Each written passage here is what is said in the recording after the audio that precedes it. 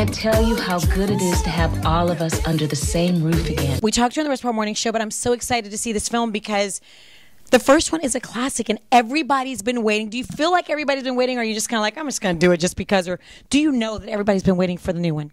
That's what, what the fans have been saying. That's what I keep hearing, that everybody's been waiting for it. And, I'm glad to be able to bring it to them now. We did a movie that we feel was worth doing because, like you said, it's been regarded as a classic. So, why mess with it? And sequels can tend to be not good. But I knew that if we were going to take this on, that we had to be more complex, more sophisticated. And I knew that we would all be better because we've all gotten older, we've all gotten better. Now, when you were working on the first one, did you think that you were making a classic film?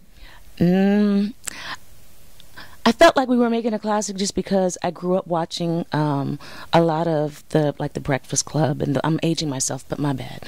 But I grew up watching those kinds of films, so at that time period, the people, the African-American actresses and actors, we didn't really have that ensemble kind of piece or that clique film that would be. So I felt it was a classic just by us making it. But the success, never anticipated that type of success. Now, you are absolutely gorgeous, just as gorgeous as you were at the first film. You haven't changed a bit.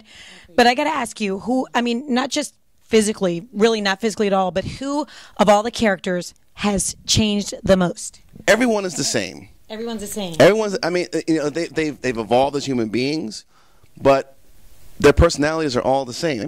Some people have got a little bit more like, Hollywood and diva-ish, but in terms of their core being, everyone's exactly the same. And that's why the chemistry was apparent when we had dinner the first time in 2011, and I knew that it was a good fit, and this was going to work. Was there anybody who was like, "Yeah, I'm not going to be available"? Was there anybody who gave you a little bit of that?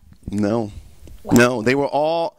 Listen, and I wasn't like, "Hey, I got a movie idea. We have to do it." I said, "Let's all get together in the same room. Let's all." I have an idea for a sequel. If we think it's worth doing, we'll do it. If we don't, then we've at least seen each other. We've all caught up. After 12 years. We had never been in the same room since the premiere of The First Best Man. So we'd seen each other over the years, but never all collectively together. So I said, let's do that. And, and when I pitched the idea, they said, let's do it. Let's make it happen. There's so much buzz about this film. Like everybody is talking about this film. Are you like, what? Really? Or were you expecting it? I'm loving the buzz. I'm loving that everybody's anticipating the film.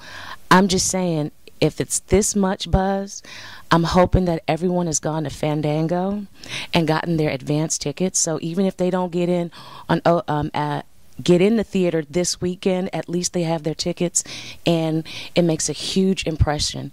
And trust me, it's worth buying the ticket and getting a babysitter for the night. Yeah, so and worth the price of the popcorn and admission. Definitely worth the price of admission. I can't speak for the movie's popcorn at all. It depends on your individual theater, but you can bring snacks. Put it in your bag, stuff them away. Don't worry about it. Okay, tell us the best part about this. The best part about filming this movie. Best part about filming the movie. Or your favorite part? Can you tell us without telling us? Yeah. Oh. Yeah, the air band scene is pretty amazing.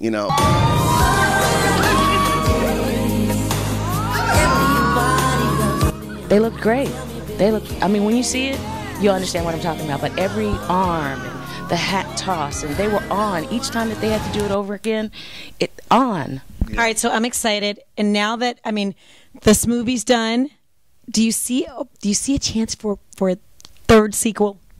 That's all going to depend on how the fans react to the movie. But they're already going crazy. Like, everybody's tweeting about it. Social media is losing their mind. Listen, social media does not translate into box office dollars. You know what I'm saying? So But advance tickets at Fandango for the Best Man Holiday does speak volumes. Absolutely.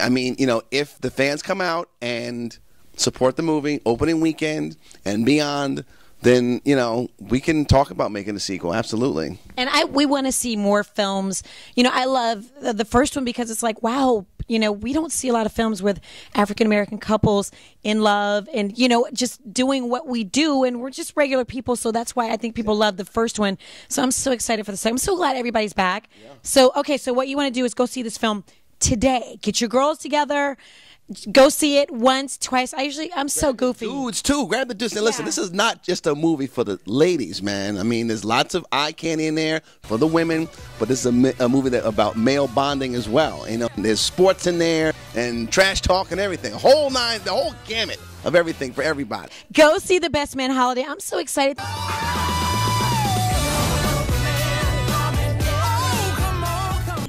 Thanks, guys. Okay.